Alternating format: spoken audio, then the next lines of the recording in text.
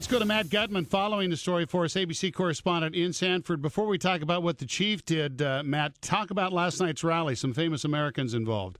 That's right. Al Sharpton, Martin Luther King III, among many other civil rights luminaries there. Thousands of people. It was so big, Paul, that they had to change it from the original venue of a local church to this park. It was pretty hastily convened. We don't know how many people showed up. It was in the many thousands. Some people said 30. I think probably closer to 10. But there was tremendous emotion there, tremendous outrage, and what these leaders of the rally were trying to do is channel the anger, channel all of this outrage that we've been seeing in the South and Florida into something that's actually helpful to the people there.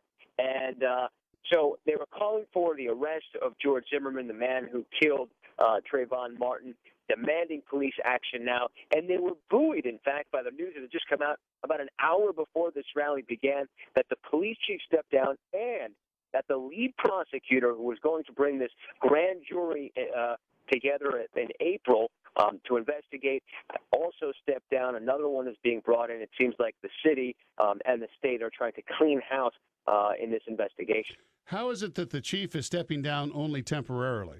I don't actually know what that means. We asked them at the press conference, but they stormed out and wouldn't answer our questions. I would think that temporarily becomes pretty darn permanent relatively soon. I don't think there's any chance he's going to get his job back. By the way, this police chief stepping down only 10 months after the previous police chief stepped down, also over allegations of race issues. Apparently the lieutenant's son was caught punching a black homeless man, and then the police force tried to cover it up, and there was a huge purge in the same police department less than a year ago. So there is some serious cleaning house that needs to be done, according to government officials and state officials in the Sanford Police Department. Matt, experts are saying that there are so many police missteps in this that it's just almost embarrassing. Yeah, you want me to go through them? Because it may take us a while. George Zimmerman sounded intoxicated on his call to police.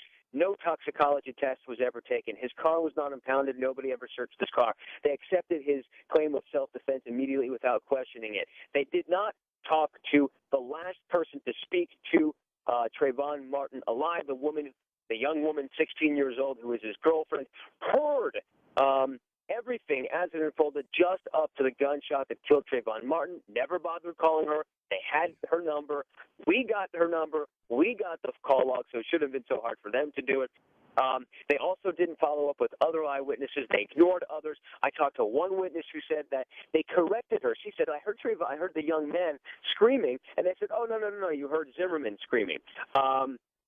They brought a narcotics detective in originally to investigate instead of a homicide detective. Once Trayvon Martin was killed, they didn't bother to ask anybody in the neighborhood who this young man was, so they just thought he was another dead black teen, another John Doe. He was unidentified, unclaimed for 2 days because of that, even though his father had asked police and sort of knew where his son was. They just couldn't cut through the red tape fast enough in order to give the father back his son. So a number of missteps, and obviously that's had some pretty serious ramifications for the police department and the state's attorney. Just briefly, do we know where George Zimmerman is right now? I wish. If you could tell me, Paul, I would be so grateful. That's the million-dollar question.